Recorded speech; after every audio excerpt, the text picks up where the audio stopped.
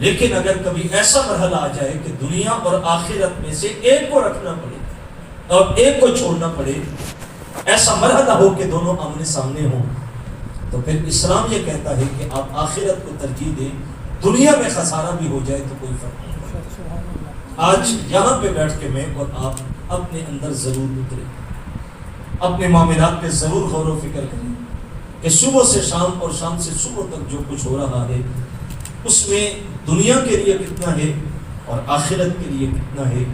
ہم اس بات کو اپنا محاسبہ خود کر سکتے ہیں۔ شاید 2 زندگی دی گئی، یہ زندگی اچھی کرے، لیکن آخرت کی زندگی کے اوپر توجہ زیادہ ہونی چاہیے۔ یہ تو باہر کے گزر ہی جائے گی۔ ایک شخص فٹ پاتھ پہ پڑا ہے، چادر بھی نہیں، سردی کی رات، اور دوسری طرف ایک بندہ بند کمرے میں ہیٹر سلگا کے گرم بستروں میں لیٹا ہوا ہے۔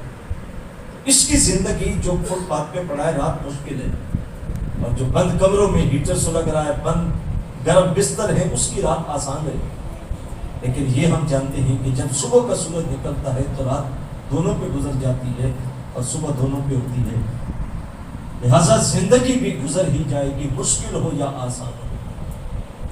لیکن بدقسمت ہے وہ بندہ جو اس دنیا کو آخرت پہ ترجیح دے دیتا ہے۔ اس کی حیثیت کچھ بھی نہیں ہے۔ اصل مومن کے سامنے آخرت ہوتی ہے۔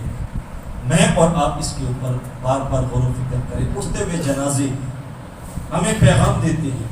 یہ کل 10ویں چہلم سالانہ ختم اور یہ تقریبات دعائیہ یہ ہم سے تقاضا کرتی ہیں اور آواز آتی ہے کہ بندے اپنے من میں اتر۔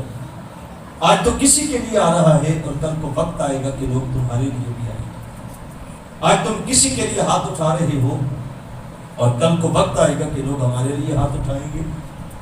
آج آپ کسی کے جنازے کو گندہ دے رہے ہو اور کل کو وقت آئے گا کہ لوگ تمہارے جنازے کو گندہ دیں گے۔ آج کسی کے لیے صفیں سیدھی کر رہے ہو اور کل کو وقت آئے گا کہ لوگ تمہارے لیے صفیں سیدھی کریں گے۔ آج کسی کو قبر میں اتار کے مٹیوں گر رہے ہو اور کل کو وقت آئے گا کہ لوگ ہمیں بھی قبر میں اتار کے مٹی اندھیلیں گے۔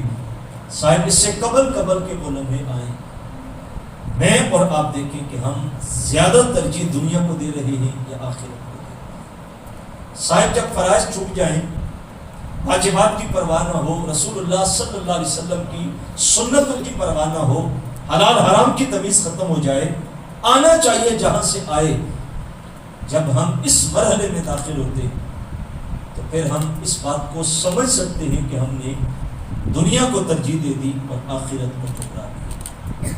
لیکن جب کام کرتے، کاروبار کرتے، ناپ تول کرتے، زبان کرتے، وعدہ کرتے، معاملات کرتے، جب ہم بار بار اس کے اوپر غور و فکر کرتے کہ میرا کوئی عمل، میرا کوئی قول، میرا کوئی فعل خلاف شرع تو نہیں، اور ہم آخرت کو نگاہوں کے سامنے رکھتے ہیں کہ ایک دن مرنا ہے، قبر میں اترنا ہے، اللہ کا سامنا کرنا ہے، اگر ہم اپنے معاملات کے اوپر غور و فکر کر کے کرتے ہیں تو پھر مطلب یہ کہ ہم نے آخرت کے ساتھ تعلق جوڑ رکھا۔ نمازیں چھوٹنے لگ جائیں اور باقی دنیا کے معاملات، شادی کارڈ آ جائے تو پہنچتے ہیں، جنازے کی خبر مل جائے تو پہنچتے کہ تعلق ہے، ولیمے کا کارڈ آئے تو پہنچ جاتے ہیں، محفل کا کارڈ آئے تو پہنچ جاتے ہیں، برسی کا کارڈ آ جائے تو پہنچ جاتے ہیں، برتھ ڈے کا کارڈ آ جائے تو پہنچ جاتے ہیں، سالگرہ کا کارڈ آ جائے تو پہنچ جاتے ہیں۔ لیکن دنیا کے کسی بھی دعوت کو ہم ٹھکراتے نہیں کہ یہ دعوت دی گئی، کارڈ آیا، پیغام آیا، فون آیا تو جانا تو ہے نا، اور پہنچتے۔ کیا ہم نے کبھی سوچا ہے کہ اللہ کی طرف سے بھی پیغام آیا تھا کہ 1:30 بجے مسجد میں آنا؟ اللہ کی طرف سے بھی فجر کے وقت ایک نمائندے نے آواز دی تھی کہ لوگوں آنا ہے اللہ کے حضور۔ عصر کے وقت بھی آواز آئی، مغرب کے وقت بھی آواز آئی، عشاء کے وقت بھی آواز آئی۔ اگر تو ہم نے اللہ کے بلاوے کو بھی اتنی ترجیح دی، کم از کم جتنی دنیا کو دی تھی، کاروبار چھوڑے شادی پہ گئے، کاروبار چھوڑے جنازوں پہ گئے، کاروبار چھوڑے اور جو ہے وہ پروگراموں میں چلے گئے، لیکن جب نماز کا وقت آتا ہے تو وہ کاروبار آڑے آتے ہیں، جب نماز کا وقت آتا ہے تو وہ معاملات ہمارے سستی کا شکار ہوتے ہیں، اور دنیا والے بلاوا دے تو پہنچ جاتے ہیں، اللہ بلائے تو حاضر نہیں ہوتے۔ تو پھر ہمیں سوچنے میں دیر نہیں لگنی چاہیے کہ ہمارا رشتہ اللہ کے ساتھ کمزور ہو چکا، ہم نے آخرت کو ترجیح دی۔ صاحب اسے قبل کے وہ لمحے آئیں اور وہ دن آئے جب ہمیں اللہ کے حضور حاضر ہونا پڑے اور اپنے معاملات کو اللہ کے سامنے ہمیں پیش کرنا پڑ جائے۔ آج وقت ہے کہ ہم سوچ رہے اپنی گزری ہوئی زندگی پہ توجہ دیں۔ دیکھیں ہمیں خوبصورت زندگی کا تصور دیا۔ اللہ کے محبوب علیہ السلام فرمایا کون فی الدنیا کا انک غریب و عابر السبیل۔ حضور فرمایا دنیا میں یا تو رہنے کے لیے فرمایا اس طرح دنیا میں رہو جیسے مسافر ہوتا ہے، سفر کر کے لاؤ۔ اب مسافر سامان کتنا بناتا ہے؟ آپ یہاں سے نکلے اور آپ پشاور چلے گئے، لاہور چلے گئے کہ چلو جی 2 دن کے لیے جا رہے ہیں، مزارات کی حاضری کو جا رہے ہیں، آپ کا سفر مقدس ہے، اچھی نیت ہے آپ کی، تو کیا یہ ہو سکتا ہے کہ آپ 2 دن کے لیے لاہور جا رہے ہیں اور آپ سارے گھر کے اثاثے جمع کر کے ساتھ لے لیں؟ آپ نے یہاں سے گھر بھی بیچ دیا، آپ نے سارا سامان بھی اکٹھا کر لیا، گاڑی لوڈ کر لی کہ 2 دن کے لیے جا رہا ہوں۔ لوگ کہیں گے نادان 2 دن کے جانے کے لیے 2 کپڑوں کے سوٹ لے لے، آنے جانے کا خرچ لے لے، 2-4 ہزار اضافی لے لے، بس اتنا ہی ہے، باقی سب کچھ یہاں پڑا رہے، کیونکہ آپ مسافر ہیں، آپ پردیسی ہیں۔ لیکن جب یہ کہا گیا کہ یہ دنیا ایسے گزارو جیسے مسافر ہوتا ہے، کیا ہم نے جو دنیا میں دل لگایا، جو کچھ کر رہے ہیں، جو جمع کر رہے ہیں، کیا اس طرح کا ہے جس طرح مسافر کے پاس ہوتا ہے؟ کیا ہم اس طرح زندگی گزارے؟ صاحب نہیں، اور اگر نہیں ہے تو ہمارا یہ جہان نہیں، اصل جہان ہمارا مرنے کے بعد آنے والا۔ یہ تو مختصر سی زندگی ہے، کسی کو 40 سال ملے، کسی کو 60 سال ملے، کسی کو 70 سال ملے، اور جب وہ وقت پورا ہوگا، ویزا ختم ہوگا، تو پھر ہمیں پلٹ کے اپنے اصل دیش جانا پڑے گا۔ جو لوگ یہاں سے بیرونی ملک جاتے ہیں، کبھی دیکھو ان کا حال کیا ہوتا ہے، ان کا رہن سہن کیسا ہوتا ہے۔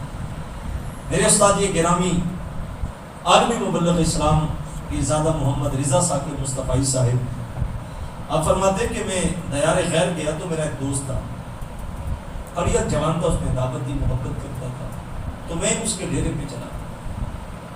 جب میں داخل ہوا تو ایک ہی کمرہ تھا اور 7-8 لوگ اس کمرے میں تھے۔ تو میں نے تعجب کر کے اس سے پوچھا کہ صاحب آپ بھی اس کمرے میں ان کے ساتھ رہ رہے ہیں؟ اس نے کہا کہ حضرت کون سا ہم نے مستقل رہنا ہے، 2-4-5 سالوں کے لیے تو آئے ہیں، تو دن کو کام کرتے، رات کو کھانا کھا کے یہاں سارے ساتھی سو جاتے، الگ مکان لینا، مکان بنانا، اچھا اس کی ضرورت ہی نہیں، کیونکہ اصل ہم نے کون سا یہاں رہنا ہے، اصل تو اپنا علاقہ ہے۔ اور کہنے لگا کہ میری ٹھاٹ پاٹ دیکھنی ہے تو آپ چلے جائیں منڈی بابل دی، وہاں میرا گھر دیکھیں، میری گاڑیاں دیکھیں، میرے ڈیرے کو دیکھیں، تو آپ کو پتہ چلے گا کہ میری زندگی کتنی عالی شان ہے۔ یہ تو پردیس ہے، چند سال گزارنے ہیں اور واپس چلے جانا ہے۔ حضرت فرمانے لگے بیٹا یہی میں سمجھانے آیا تھا کہ جہاں جتنی دیر ٹھہرنا ہوتا ہے اس کے لیے تیاری بھی اتنی کی جائے۔ ہم یہاں آئے تھوڑی دیر کے لیے ہیں اور دنیا سے لگن اور ہمارا معاملہ یوں بتا رہا ہے جیسے ہم نے کبھی یہاں سے اٹھ کے نہیں جانا۔ صاحب یہ اٹھتے ہوئے جنازے پیغام دیتے ہیں، آج کوئی جا رہا ہے کل تو تمہیں بھی آنا پڑے گا۔ ہمیں ضرور اپنی زندگی پہ غور و فکر کرنا ہے، اپنے معاملات کو ضرور کرنا ہے، گزری ہوئی زندگی کو دیکھیں کیسی گزری، اور جو گزر رہی ہے اس پہ ہمیں اعتبار نہیں، کنٹرول میں نہیں ہے، سانس آئے نہ آئے، اور جو آنے والا کل ہے اس کی خبر نہیں ہے کہ وہ آئے نہ آئے۔ جو گزر گیا ہے ہم اس پہ نظر کریں، غور و فکر کریں کہ ہماری وہ زندگی کیسے گزری۔ شاید دنیا اور آخرت یاد رکھیں، دونوں کی اسلام تلقین کرتا ہے۔ آپ دنیا کو بھی ٹائم دیں، اسلام نفی نہیں کرتا، لیکن آپ آخرت کے اوپر نظر ضرور رکھیں، اور جو شخص دونوں کو ساتھ ساتھ چلاتا ہے اللہ اس کو برکتوں سے مالا مال کرتا ہے۔ میں ایک ہی چھوٹا سا واقعہ سامنے رکھ کے گفتگو سمیٹتا ہوں۔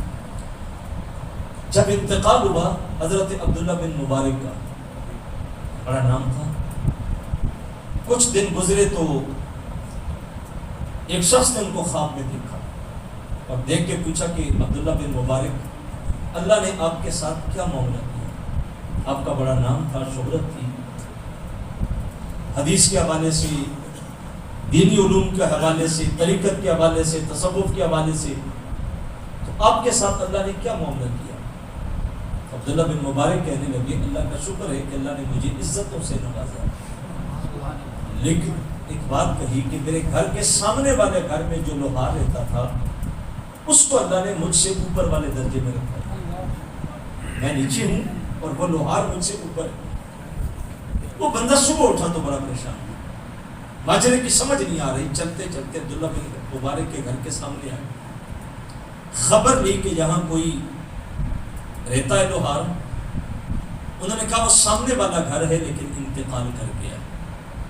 آپ ان کے گھر گئے، اس کی زوجہ باقاعدہ حیاتیوں سے پوچھ کے کہا ایک بات پوچھنے آیا ہوں، خواب میں یہ منظر دیکھا کہ اللہ نے آپ کے شوہر کو عبداللہ بن مبارک سے اونچا درجہ دے رکھا ہے، جبکہ یہ گمنام تھا، ان کی شہرت تھی، شہر میں لوگ جانتے تھے، تو ماجرا کیا ہے، ان کا معمول کیا تھا؟ ان کی خاتون کہنے لگی زیادہ میں نہیں جانتی، دو چیزیں مجھے پتا ہے۔ کہا ایک تو یہ کہ جب رات کو کام کر کے واپس آتے، نماز عشاء پڑھتے تو سو جاتے، تھکے ہوتے تھے، جب عبداللہ بن مبارک رات کو قیام کرتے ان کے گھر میں لائٹ جلتی، دیا جلتا، اور کبھی آنکھ کھلتی تو یہ اظہار کرتے کاش میرے پاس بھی فرصت ہوتی تو میں بھی اللہ کے حضور رات کو قیام کرتا، لیکن کام کر کر کے تھک چکا ہوتا ہوں، رات کو قیام نہیں کر سکتا۔ اور دوسرا کہا ان کا معمول یہ تھا کہ وہ کاروبار میں لگے ہوتے، معاملات میں لگے ہوتے، جب آذان کی آواز آتی تو جہاں ہتھوڑا اٹھایا ہوتا وہیں پھینک دیتے اور کہتے اب اللہ کا نمائندہ آواز دے رہا ہے، اب اتنی دیر کام نہیں کروں گا جب تک اللہ کے سامنے حاضری نہ لگا۔ صاحب دنیا کو بھی ٹائم دے اور آخرت کو بھی ٹائم، جو اللہ نے احکام رکھے ان کو بھی پورا کرے، اور پھر آپ دیکھیں کہ اللہ اس کی برکت رحمتیں دنیا میں بھی عطا کرتا ہے اور آخرت میں بھی عطا کرتا ہے۔ اللہ مجھے اور آپ کو توفیق عمل نصیب فرمائے۔ یقیناً جانے والے لوگ اس حوالے سے خوش قسمت ہیں کہ ان کو سال کے بعد بھی، سال کے بعد بھی لوگ جانے والوں کو یاد رکھتے ہیں، وگرنہ جو آج کل کے حالات ہیں وہ آپ کے سامنے، کس کے پاس ٹائم ہوتا ہے صاحب؟ ہم نے دیکھا لوگ قبرستان جائیں، کبھی جانے کا اتفاق ہو جائے جنازے میں، کسی فوتگی میں، تو لوگ پوچھ رہے ہوتے ہیں کہ جہاں کہیں ابا جی کی قبر تھی، اماں جی کی قبر تھی، نشانے قبر تک ہی لوگ مٹا دیتے اور یاد نہیں رہ پاتے۔ لیکن اگر جانے کے بعد بھی اولاد اپنی جانے والوں کو یاد رکھے تو یہ جانے والوں کے لیے سعادت ہوتی ہے کہ ان کی اولاد کا رشتہ مرنے کے بعد بھی اپنے والدین کے ساتھ جڑا رہے۔ میں انہی کلمات کے اوپر آپ سے اجازت چاہوں گا، اللہ مجھے اور آپ کو توفیق عمل نصیب فرمائے۔ جو پروگرام کا شیڈول ہے اس مطابق چلے گا، علماء ذی وقار تشریف فرمائے، میں نے چونکہ آگے بھی وعدہ کیا تو میں انہی کلمات پہ آپ سے اجازت چاہوں گا۔